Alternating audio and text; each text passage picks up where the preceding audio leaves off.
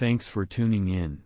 If you haven't already, make sure to subscribe to Cheating Stories Best so you don't miss any new updates.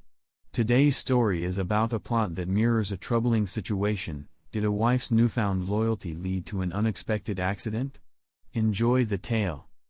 A few months ago, Lisa and I celebrated our 20th anniversary with our two daughters, Jasmine, 16, and Casey, 13, and our son, Jake, 15. My name is Joel Luciano. I'm a 42-year-old man who was once a very happy husband and father. At least, I was happy until everything changed. When Lisa and I got married, she was just 20, and I was her first and only love. I was 2 years older and had a few relationships before her. Lisa was a striking girl, 5 feet 7 inches tall, with blonde hair and blue eyes, all wrapped up in a lovely 105-pound frame.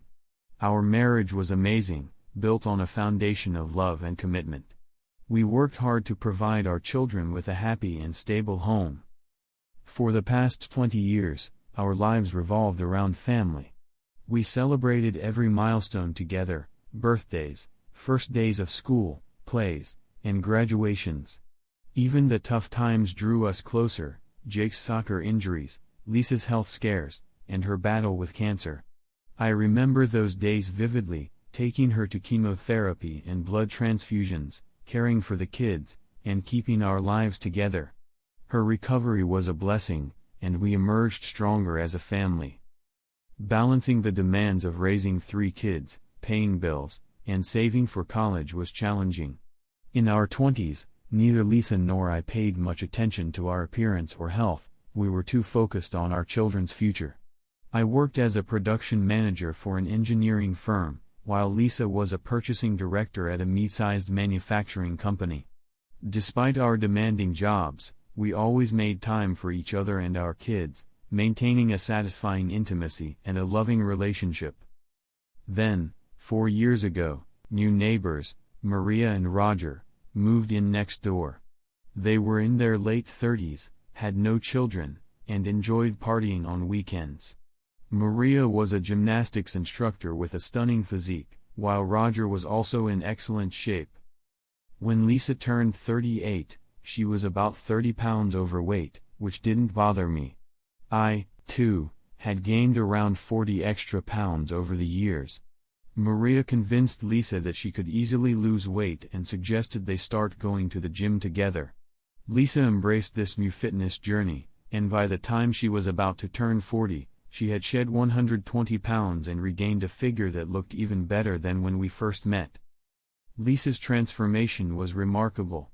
She became more confident, energetic, and her new body was a source of pride for her.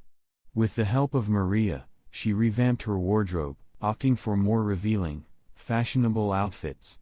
I was initially concerned when Lisa started dressing like a young woman while I was still in my old suits. When we went out together, I felt more like her father than her husband. Despite this, Lisa reassured me that her love for me remained unchanged. She insisted that I was the same man she had loved for 20 years, and she was excited to share her newfound confidence with me. For Lisa's 40th birthday, I threw a grand celebration at a local hotel.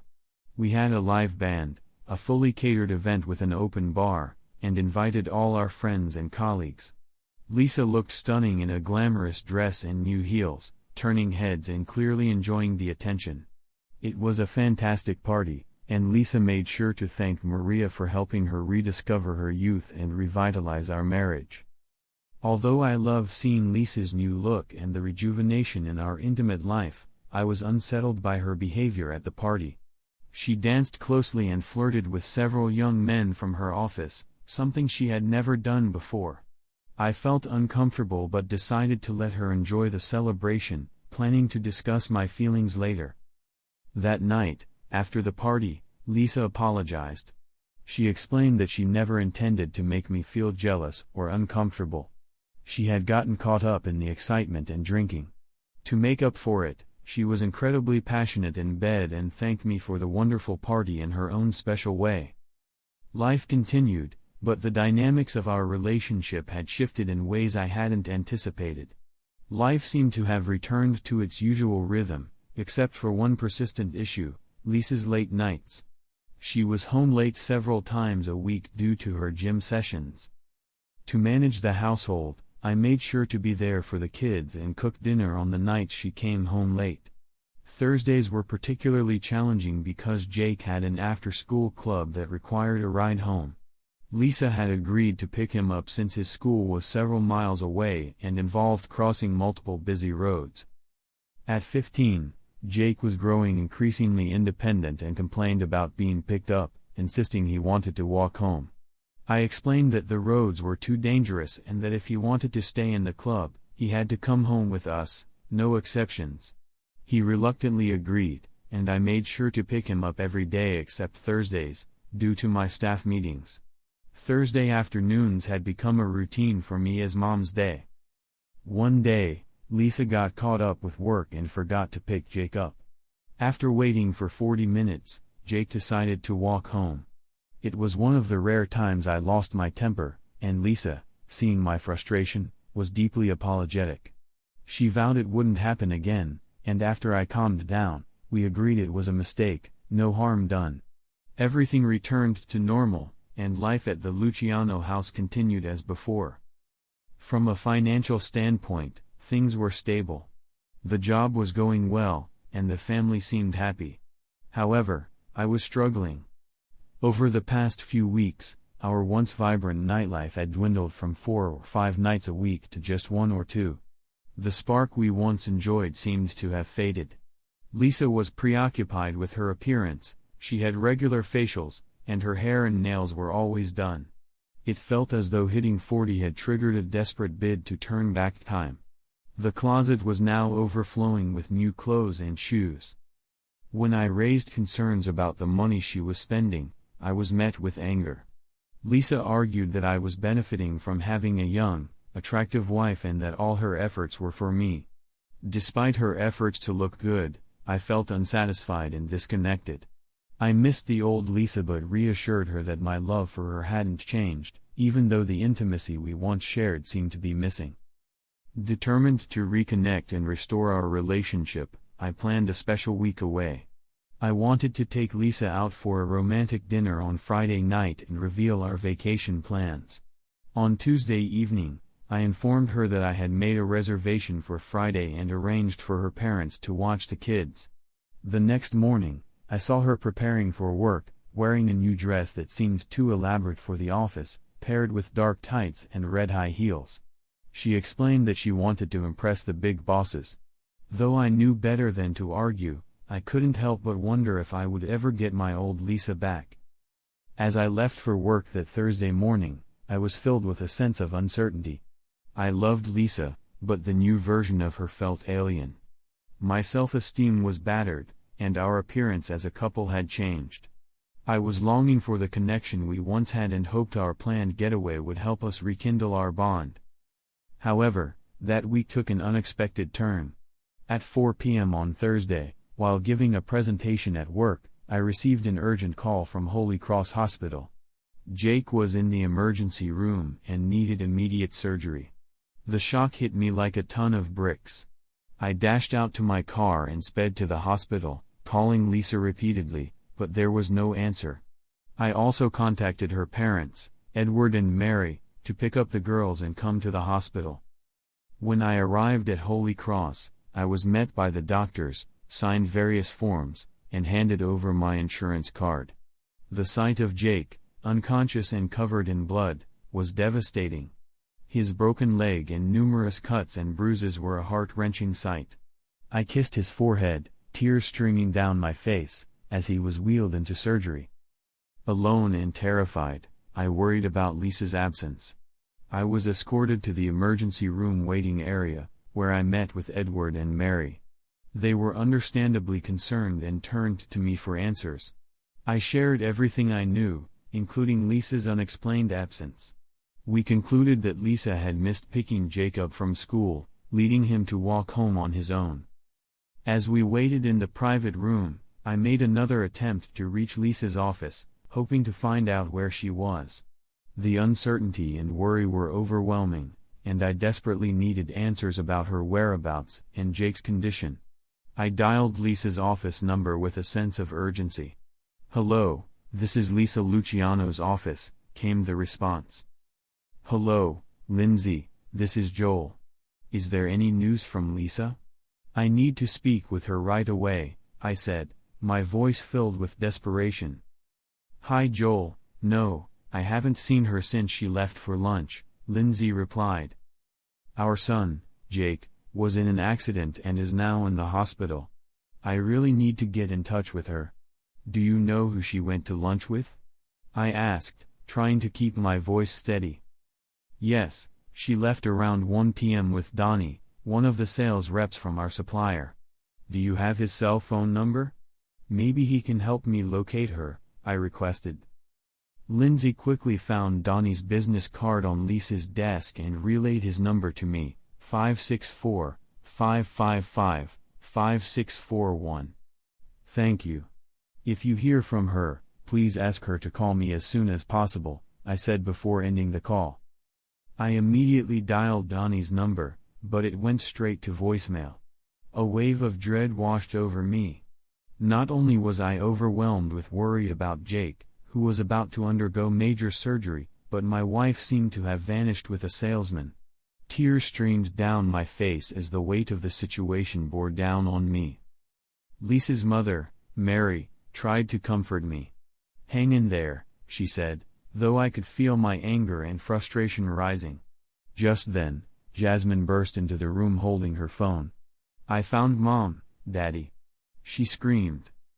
"What do you mean?" I asked, barely able to process the news. "Mom installed this Find Me app on her phone to keep track of us, and it works on her phone too. Look," Jasmine said, pointing to the flashing red dot on her screen. "She's at the Marriott Hotel downtown." My heart raced as I tried to formulate a plan.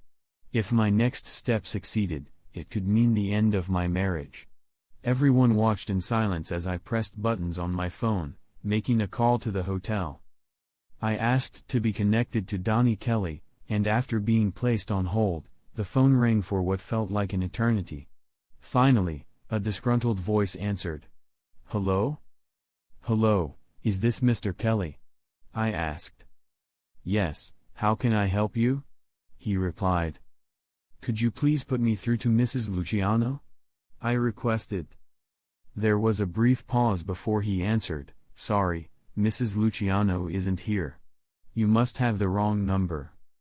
I took a deep breath and spoke with forced calm. "Donnie, listen carefully. I'm her husband, and our son is in critical condition at the hospital. I know she's there with you, and I need to speak with her immediately. Please, just hand her the phone." There was a long silence before I continued, my voice rising with anger. "Donnie, if something happens to my son before I can talk to her, I swear I'll find you and make you pay. Do you understand? Now, give her the phone." I heard the phone being passed, and then Lisa's voice came through, shaky and nervous. "Hello? Lisa, listen carefully," I said firmly. "Jake was hit by a car while walking home from school. He's in surgery and is in critical condition. When you're done with your fun, get to emergency room 6 at Holy Cross Hospital. Do you understand?" I heard her gasp before the call was disconnected. I stood there, my body shaking with a mix of emotions. I had completely forgotten that Jasmine and her grandparents were listening to the entire conversation. The gravity of the situation, coupled with the image of Lisa talking to her lover, overwhelmed me, and for the first time in my life, I broke down in front of my family. Tears flowed freely as I sobbed uncontrollably, my children hugging me and crying alongside me. Mary and Roger stood by, also visibly upset. It was a heart-wrenching scene, but I knew I had to be strong for everyone. I composed myself, kissed my girls, wiped my eyes, and addressed the group. "I apologize for what you just heard. I lost my composure when I heard Donnie's voice. It seems Lisa spent the day with him and forgot to pick up Jake. She's on her way now, but I'm unsure how I'll react when she arrives. Please, keep her away from me for now." I saw the anger in Mary's eyes. She was a tough woman who had always raised her daughter with strong values. She was clearly dismayed by Lisa's behavior, and though she disapproved of her daughter's recent changes, she never imagined Lisa would act this way. Jasmine, still in tears, asked, "Dad, is Mom cheating on you?" "It seems so," I said, my voice heavy with sadness. "But you can ask her when she gets here. For now, let's focus on praying for Jake. He needs all our support right now. We'll deal with Mom later." Meanwhile, Lisa was frantically getting dressed. "Oh my God, I need to go now. I forgot to pick up my son from school, and he got hit by a car. It's all my fault. Donnie, I'm really in trouble and have no idea what to do," she said as she put on her dress and heels, grabbed her purse, and raced to the elevator, turning her phone back on as she went. As Lisa descended to the first floor, her phone buzzed incessantly with a flood of messages. Overwhelmed, she jumped into her car and sped towards the hospital, consumed with thoughts of her son.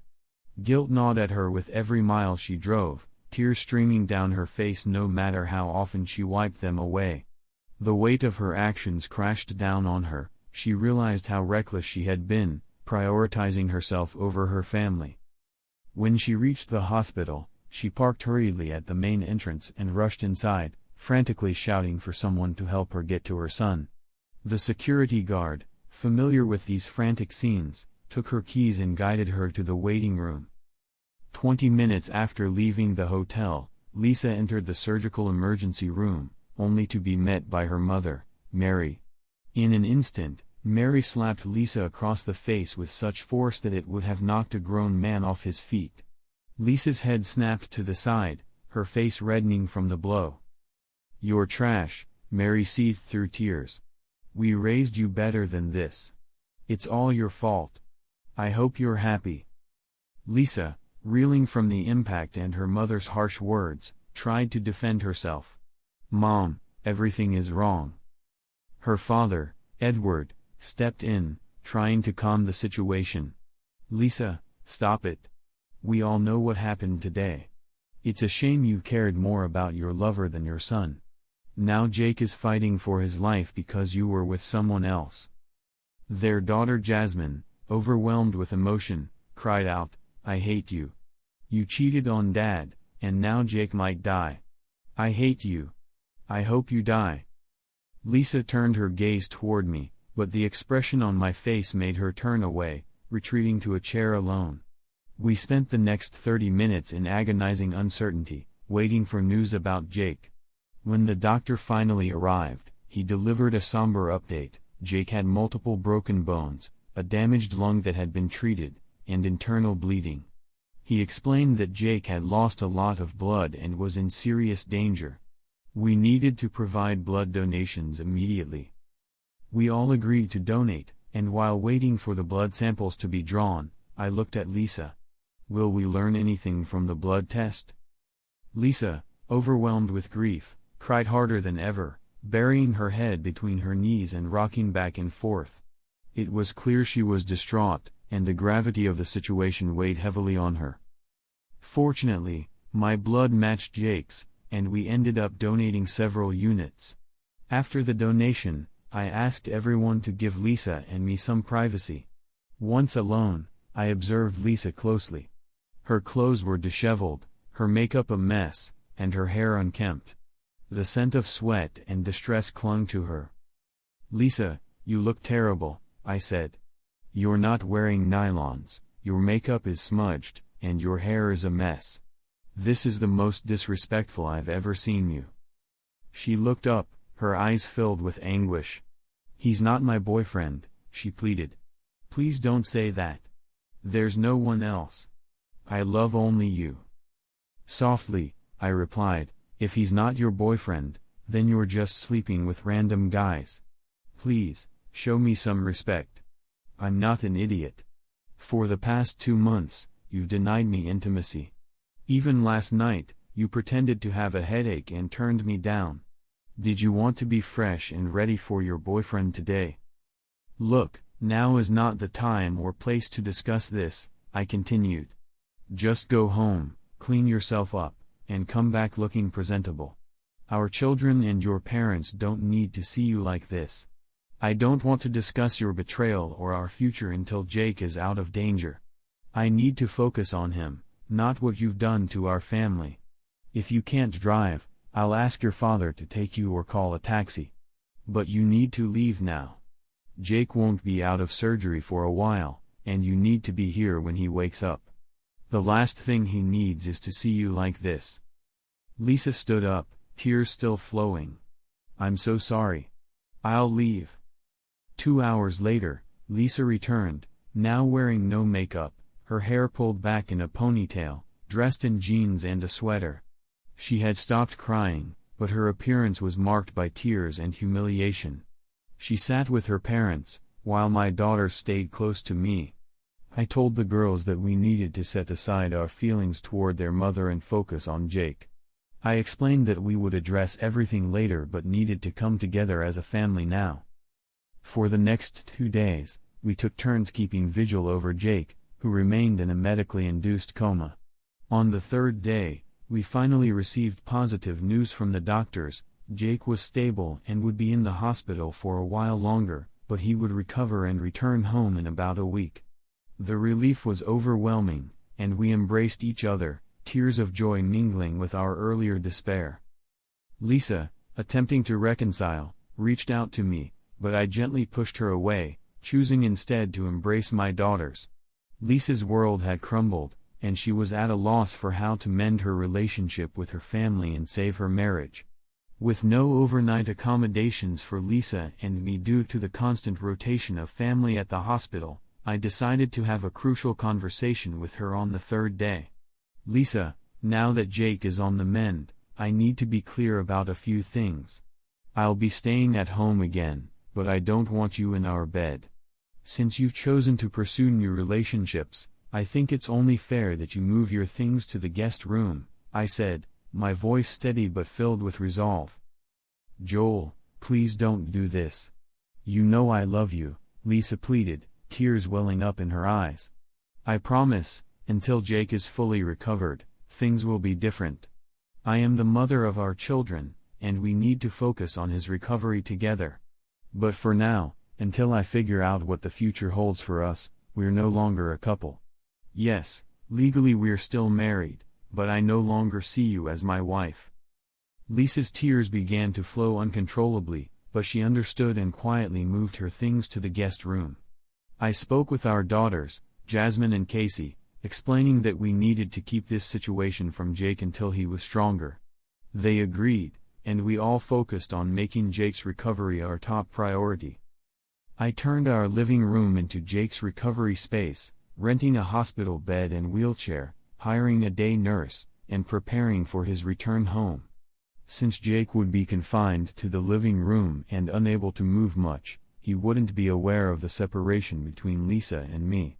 The girls kept our secret, and we all worked together to make sure Jake felt as comfortable as possible. The truck driver responsible for the accident turned out to be a convicted felon who had been mistakenly hired by Scientific Laboratories, a major pharmaceutical company. Despite passing their background check, it was clear that his hiring was a serious oversight. During the investigation, it was revealed that the driver was intoxicated, smoking, and texting at the time of the accident. The trial gained national attention due to the high crime rates and public dissatisfaction with pharmaceutical companies. Our lawyers saw this as a clear case of negligence and pursued a hefty lawsuit. After hearing the full story, the company realized they were in deep trouble and offered us a substantial 8-figure settlement to avoid even higher damages. While the settlement did little to ease our grief and anger, it ensured that Jake received the best medical treatment and physical therapy. It also secured our children's future, paid for their college education, and allowed me to take a year off from work to be there for Jake as he recovered. The day my mother slapped me, everything became painfully clear. I looked around and saw the disappointment and hurt in the faces of those I loved. Waves of remorse, guilt, and failure overwhelmed me, and all I wanted to do was escape. I pleaded for forgiveness but was only met with scorn. The pain intensified when Jasmine told me she hated me and wished I would die. I could only cry and wallow in my self-pity, consumed by the thought that it was all my fault. I tried to explain that I hadn't had an affair and that it was a mistake, but my father's words cut through my delusions. "Stop lying to yourself," he said. "We wouldn't be in this mess if you had just been there for your son instead of with another man." The weight of his words struck me hard. I realized the full extent of my mistakes and the dire situation we were in. If Jake didn't pull through, I felt that I wouldn't be able to live with myself. The anger and sadness in that room were overwhelming. When Joel asked if Jake was really his son, the realization of what I had done hit me like a freight train. I wanted to run away and hide, but I knew that wouldn't solve anything. After a long time, I finally stopped crying. Joel then asked everyone to give us some privacy.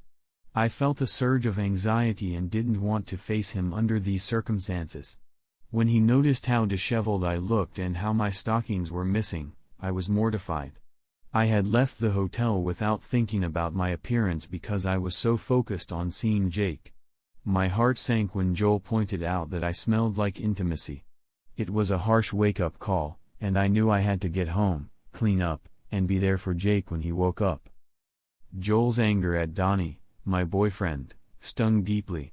I had to correct him, but his explanation that Donnie was either my boyfriend or not didn't leave much room for debate. The prospect of divorce loomed over us like a dark cloud. I couldn't bear the thought of losing Joel. I loved him deeply, and Donnie had only been a distraction, a mistake that I regretted. I had to find a way to fix everything, but I wasn't sure how. As Jake's recovery continued, our family dynamics changed. After Jake was discharged from the hospital, we brought him home and introduced him to his new room, complete with a hospital bed, a remote for the new TV, and video games to keep him entertained. We had several day nurses assist us during this time, which proved to be a real blessing. Mary and Roger came by every day to help, and together with our daughters, we adjusted to our new routine. Roger and I spent a lot of time discussing our situation and my plans. Mary and Roger wanted what was best for the family and suggested counseling to try to work things out. I told them repeatedly that I wasn't ready and wanted to focus on helping Jake through his recovery. Lisa and I only spoke when we were with Jake. Hearing the girls talk about their mother's mistakes made it clear that there was a serious problem. Jake, always the most sensitive member of the family, sensed the tension. One day, when the weight of everything became too much, I knew I had to confront the reality of our situation and find a way forward. As Lisa and I sat alone, her father, Roger, looked at me with concern and asked me to consider forgiving her. He reminded me of the love my mother had for me and how deeply hurt she was. I blinked away a tear and told him that our issues were private and that he should focus on getting better. It was then that I realized I needed to face the truth and make some decisions about our future. On Friday night, with Mary and Roger watching the kids, Lisa and I went out to our favorite Italian restaurant. After a few cocktails, I decided it was time to have a serious conversation. I asked the waiter to give us some time before taking our order, knowing this would be the first time since the accident that I would speak candidly with Lisa about our future. "I know it's been difficult for you," I began, "and it's unfair that you've been relegated to the guest room since the accident. I haven't had much time to think about our future, but I believe I have a solution that might ease the stress our family is under right now. I'll start looking for an apartment close to the house and move into the master bedroom as soon as Jake is back on his feet. I'll begin divorce proceedings after that. I want to wait until Jake recovers before he learns the full reason behind our separation." As I finished my third glass of wine, a tear slipped down my cheek. I felt like a boy who had lost his best friend, struggling to hold back tears over a love that had been shattered by one selfish act. All those years of love seemed to have evaporated, leaving us both to deal with the consequences. "Lisa," I said softly, "I love you and probably always will. But losing you, along with Jake's accident, is the hardest thing that's ever happened to me. I'm not sure I can ever move past your betrayal, putting your boyfriend before our family, betraying my trust. Jake almost died because you were with Donnie. Please, think about how you'd feel if you were in my shoes." Lisa's face was etched with anguish. "Don't say his name," she pleaded. "Since that day, I've hated myself. I don't blame you for hating me either. What I did was unforgivable. I betrayed the only man I've ever loved for one stupid affair with someone I never even wanted in my life. I know I messed up and don't deserve anything from you or the girls. But is there anything I can do to make it right?" I looked at her with a mixture of sadness and resignation. "I don't think so. As far as I know, you did nothing to fix the situation, which shows me how little you truly care. Once we're divorced, you can go back to your boyfriend or find someone else. With your new look, I'm sure you'll attract any man you want." Lisa, visibly hurt, responded, "Okay, I deserve that. But since the accident, all I've tried to do is be there for Jake. I've tried not to think about what I did to you. Let me make things right and give me another chance, please." "Do what you need to do," I said, my voice calm but firm. "I'm not making any promises. I'll wait a few weeks before I start looking for an apartment. Honestly, though, whenever I think about the months leading up to the accident, the way you treated me, the lack of intimacy, and your narcissism, I can't help but believe that you truly don't care. I was by your side during your illness, worshipping the ground you walked on, and you threw that all away. You gave what was once mine to another man. I don't know how I can forget that." Lisa tried to explain further. "Tell me, how long had you been seeing Donnie before that day?" "I never saw him before," she insisted. "It only happened once, and there was no one else. It was a mistake I deeply regret." Her answer didn't satisfy me. "How long had you been seeing Donnie? You must have been making plans before that day. Did you have lunches or after-hours drinks, special texts or emails? If I check your phone, will I find evidence of a relationship?" Lisa's face fell as she confessed, "It started about 3 months before the accident, just before my 40th birthday. I felt old, but he kept telling me how young I looked and showered me with compliments. I liked the attention and hearing that I was desirable to a younger man. It made me feel alive. When he invited me to lunch, it quickly turned into something more. I regret it deeply. I swear it was only that once, and I'll never do anything like that again." I shook my head, struggling to process her explanation. "Lisa, I've seen how you enjoy dancing and flirting with younger men at the office. Since you started working out with Maria, you've changed. I don't like this new version of you. I don't blame you for wanting to feel young and desirable, but I wish you had told me instead of looking outside our marriage." Our conversation left a heavy silence between us. It was clear that rebuilding trust and moving forward would be a long and arduous journey. For now, I needed to focus on my son's recovery and decide what the future held for us. Lisa sat across from me, her eyes filled with a mix of determination and sorrow. "Joel, I understand that you feel like you have to compete with younger men or that I'm doing something behind your back. I've lost your trust, and I know that's not the best foundation for a healthy marriage. I'm not sure what can be done to fix this or if it can ever be repaired," she said, her voice trembling. We ate our dinner in silence, the weight of our conversation hanging heavy in the air. Roger, who had been hopeful, looked at me with concern as we entered the house. I simply shook my head, expressing my gratitude for his help with the children before retreating to my bedroom alone. Mary, witnessing Lisa's tears, realized that despite our efforts, things hadn't changed. At least we had tried. A month later, Lisa took me by surprise with another dinner invitation. This time, she was in charge and initiated the conversation. "Joel, you were right about everything," she began, her voice steady but filled with regret. "For the past 2 years, I've been living without you, consumed with my own selfish desires. I've been focusing solely on myself, trying to get my body in shape. I realize now that what I did was unforgivable. I can't undo the past, but I want to tell you how I'm going to make things right." She paused, gathering her thoughts. "I started seeing a therapist to help me deal with the overwhelming guilt I feel about my actions. Every night, I cry for hours, thinking about how close I came to losing our son and destroying our relationship. My therapist has been a guiding light, helping me understand the extent of the pain my selfish choices have caused. She suggested that my actions were a cry for attention or a midlife crisis, but I fully take responsibility. I let my vanity and the attention I received cloud my judgment. I convinced myself that I deserved to indulge in my newfound youth after working hard to look good. At first, it was just about getting in shape, but once I started getting attention from other men, it made me feel young and desirable, especially as I turned 40. Lisa's voice cracked as she continued, "What's crazy is that I genuinely loved our life, our children, and our marriage. I never intended to hurt you or cheat on you. It all started with innocent flirting, which you noticed at my birthday.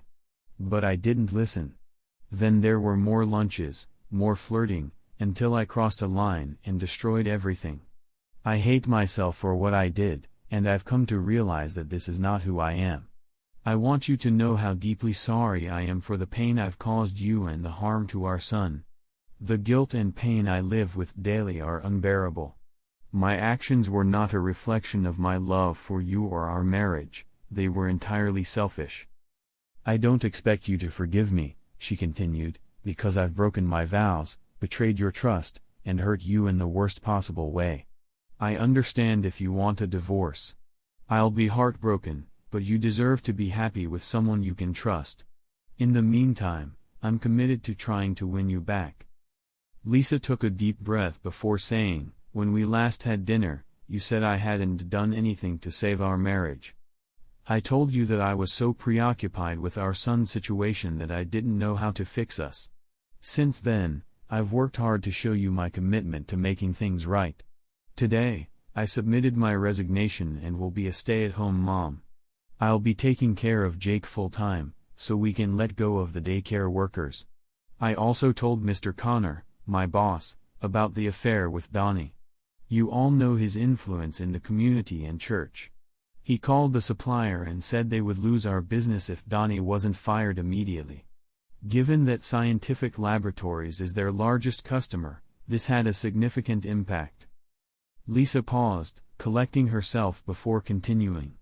"I learned that this wasn't the first complaint against Donnie, and he was eventually let go. I also visited his wife, Patricia Kelly, and apologized for everything. I broke down in tears as I explained the full story and how I was trying to improve our relationship. Patricia was surprisingly kind, but she advised me never to disrespect the man I love again. She wished me luck in fixing things with you and mentioned that this wouldn't be the first time this had happened, but hopefully, it would be the last." After leaving Patricia's house, I called Maria to cancel my gym membership and plan to continue therapy. I recognize that I am an adult with a family that needs me, and I intend to be the best mom and wife possible if given another chance. I also donated all my new clothes and kept only a few items that were more appropriate for my age. Lisa's sincerity gave me a glimmer of hope. Over the past few weeks, I've read dozens of articles about affairs. I even came across stories where the wife underwent a polygraph test to answer all the questions her hurt husband might have. From what I've read, there are about 20 common questions that need to be answered. Last week, I made an appointment at a downtown office that specializes in lie detector tests. I asked them to include my list of questions, even though they said they were unconventional. They agreed to add them to their regular questions at random. I answered honestly.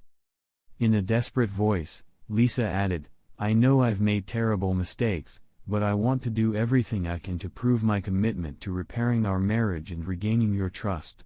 The envelope she handed me contained the answers to my questions, and she assured me she hadn't opened it herself.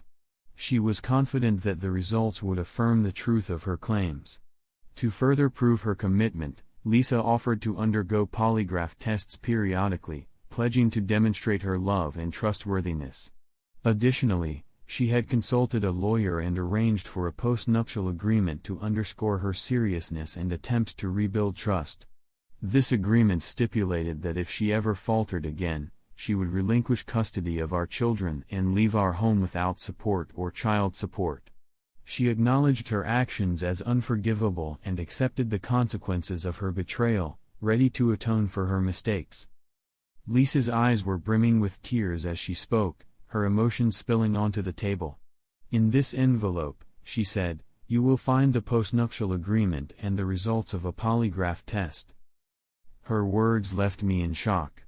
I was overwhelmed by the gravity of her actions and the impact they had on our family and marriage.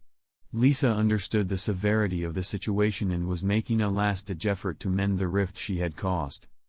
"Lisa," I said, still trying to process everything, "I have to admit that I'm taken aback by your actions. This certainly gives me something to think about, but I need to ask, why are you trying so hard to save this marriage? You've clearly lost respect for me and sought something better. With your looks and the way you've transformed your body, you could have any man you want. Why would you want to stay with me, a middle-aged, overweight man? Knowing how you felt about me, I can't understand why you would want me now.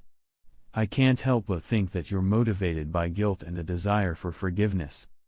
Lisa's response was filled with desperation. "That's not it at all. I want us to come back together because I love you. You were there for me when I was sick, nursing me back to health without complaint. All these years, you showed me unconditional love, and I took it for granted. I understand now how precious that love was. I don't want anyone else, I can't imagine being with anyone else. I know I threw it all away, and I deeply regret it. You've always made me happy, and I'm determined to never take that for granted again." As she sobbed uncontrollably, her cries drawing the attention of other diners, I walked over, wrapped her in my arms, and held her close. My heart ached seeing her in such distress, and I struggled with my own emotions. After she had calmed down, she handed me a manila envelope and asked me to read the contents later that evening when I was alone. The curiosity was overwhelming, and as we drove home, I found myself contemplating the potential revelations within. Upon arriving home, Lisa looked at me with the saddest eyes I'd ever seen and pleaded, "Please don't leave us, Joel. I'm willing to stay in the guest room if you don't want me in your bed. I understand if you're upset and don't want me there. I just want to be with you and keep our family together. Please don't leave us. I know you may never forgive me, but I'm asking for one more chance to win your heart back." As we walked into the house, I offered her father a small nod, signaling a glimmer of hope for our future together. After putting the kids to bed, Lisa and I retired to our separate rooms. For the first time since the accident, we shared a brief, tentative kiss. In my room, I showered, brushed my teeth, and climbed into bed with the manila envelope. My thoughts were a whirlwind as I wondered about the answers inside. Would they make a difference? Was I ready to confront the truth about our future? When I finally opened the envelope, I was astonished by the detailed polygraph test report. It was clear Lisa had gone to great lengths to address my concerns. The questions and answers were methodically arranged, revealing a depth of thought and effort on her part. The polygraph results presented a clear and comprehensive view of Lisa's actions and feelings. The depth of the report indicated her effort to address every possible concern I had. Now, I faced the daunting task of deciding whether this information could pave the way for forgiveness and rebuilding our fractured marriage. Since the day we got married, have you been with anyone else? No. Do you love your husband? Yes. Did your husband do anything to make you cheat on him? No. Do you want a divorce? No. Will you ever cheat again? No. Do you find your husband attractive? Yes. Do you want to be with someone else? No. Are you willing to do anything to make amends with Joel? Yes. Reading Lisa's responses to these questions gave me a sense of relief, even though my future remained uncertain. I slept better that night, reassured by her answers, though the road ahead still seemed unclear. The following morning, I gathered my children and shared with them the extent of Lisa's betrayal and the steps she was taking to make things right. As a family, I wanted them to be involved in our future. Kids, as you know, I was planning to move out and find a new apartment. But last night, your mother asked me to stay. I want this family to heal, but I need to know how you feel. Can we forgive your mom, accept her back, and work on rebuilding our family? We all make mistakes, and while mom made a big one, I believe she deserves another chance. I need to hear your thoughts before making any final decisions.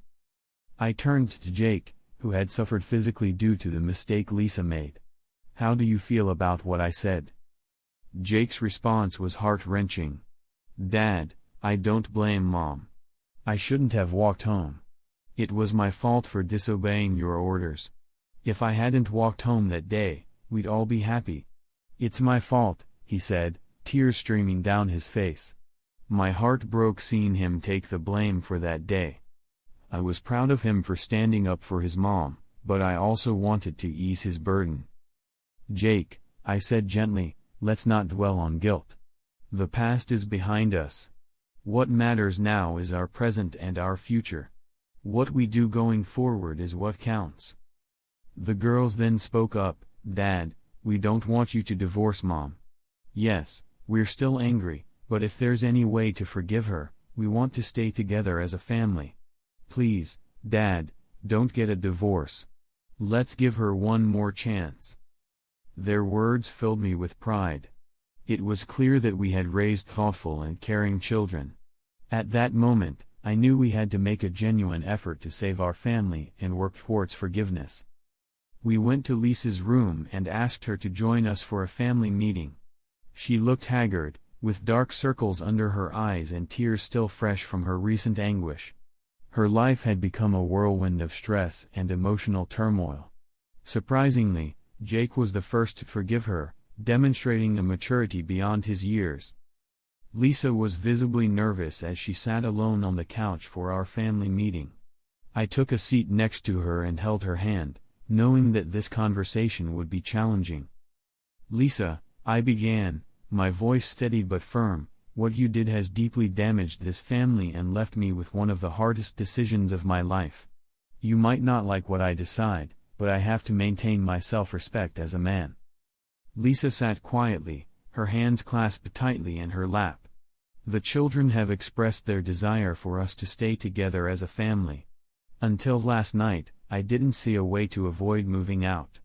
However, after reading the lie detector test results and seeing the efforts you've made to mend our relationship, I was touched. You have surprised me with your commitment over the past month, I continued.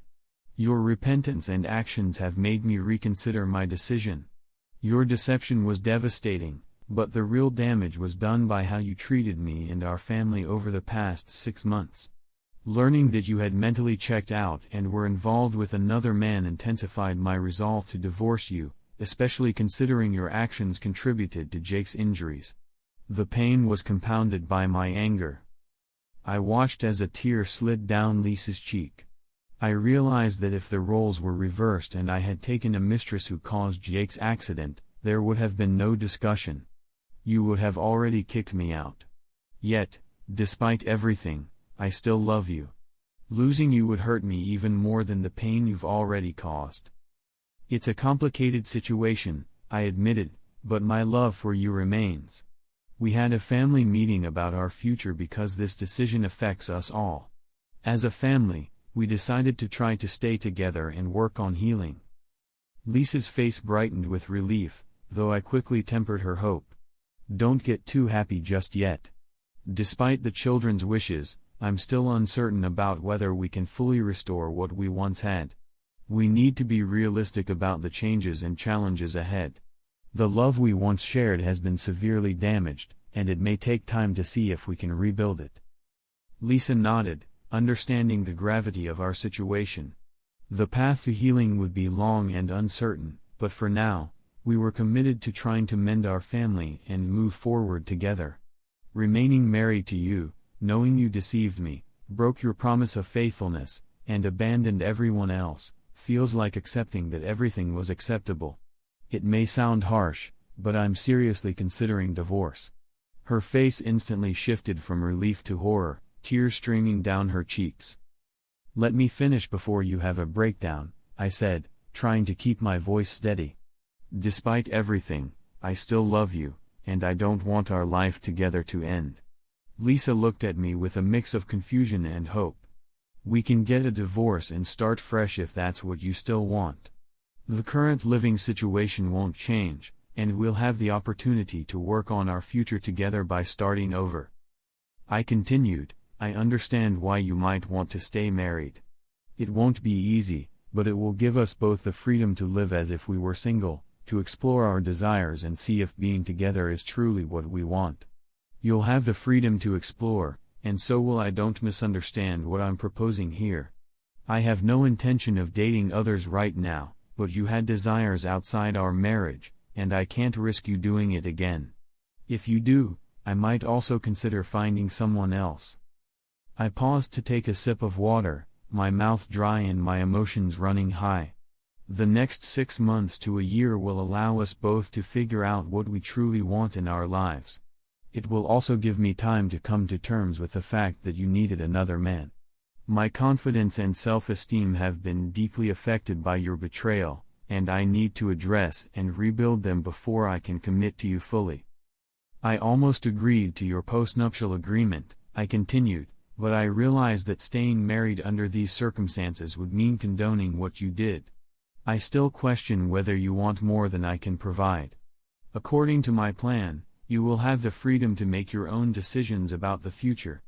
Depending on how things progress between us, I may reconsider trusting you again. If all goes well, we would sign new vows and a prenuptial agreement at a future wedding ceremony, a public reaffirmation of our commitment." I added, "During this period, consultation will be mandatory. I'll be seeing a counselor to work through my anger and trust issues, and we'll also attend couples counseling. We all need professional help to navigate this. The simple solution would be to get a divorce and move on, but I want to make an effort to stay together because we love each other. You also need to work on mending your relationship with your parents if you want to stay with our family. Last night, you said you'd do anything to keep me. If you still want this, be prepared for a long healing process." I paused, letting my words sink in. The silence was palpable. "So, Lisa, are you still willing to do whatever it takes? Do you still want to try to keep this family together?" Lisa, tears streaming down her face, clasped her head in her hands. "Yes, I love you. I don't want a divorce, but I understand how you feel. Thank you for giving me another chance. I know I don't deserve it, but if things were different, I would have already divorced you. Just give me one more chance, and I'll prove that you are everything I want. I promise to make it up to everyone. I'm so sorry, and I hope that someday you and the girls can forgive me."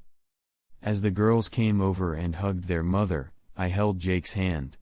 For the first time in months, we were together as a family. It was a sign that Jake had turned a corner and was emerging stronger from the ordeal. It took over 5 months for me to let Lisa back into my bed. She made every effort to regain my trust and love, and while our reunions were sporadic, they were a step toward healing. We went through numerous counseling sessions and family outings. From that day on, we spent all our free time together as a family. Lisa occasionally came to my bed, but our intimate moments were brief and lacked the passion we once had. My mind kept revisiting that painful day, making it hard to fully reconnect. Therapy helped me accept the situation and regain my confidence. Though our intimacy improved over time, it took years to reach a level of closeness we had before. Lisa's commitment and devotion were evident. She proved she was entirely focused on our family and not interested in anyone else. Her support helped me restore my self-respect and find happiness again. A year after our emotional conversation, we had a small wedding ceremony with a few friends, her parents, and our children. During our reception, Lisa gave a heartfelt speech, apologizing for her actions and expressing her deep remorse. We exchanged vows and signed prenuptial agreements, marking a new chapter in our lives. The aftermath of the affair was an emotional roller coaster for everyone involved. Lisa, deeply remorseful for the pain she had caused, made a heartfelt promise to be a loving mother and a faithful wife. On the day of our reconciliation, there were many tears of relief and happiness, and even I couldn't help but shed a few. As we moved forward, Lisa became more withdrawn, clearly grappling with the depth of her remorse and the suffering her actions had caused. Despite the pain, we managed to remain married and build a life together over the next 30 years. We watched our children grow up, marry, and start families of their own. In the grand scheme of things, we built a happy life together, and the shadow of that tragic day faded into the past, rarely mentioned. Donnie, however, faced a much harsher reality. His actions not only devastated our family but also led to his own downfall. After Lisa confessed her affair to his wife, Donnie was swiftly removed from their lives. His wife left him and served him with divorce papers, and Donnie's life quickly unraveled. He moved into a small, one-room apartment and struggled with financial difficulties, burdened by alimony and child support payments.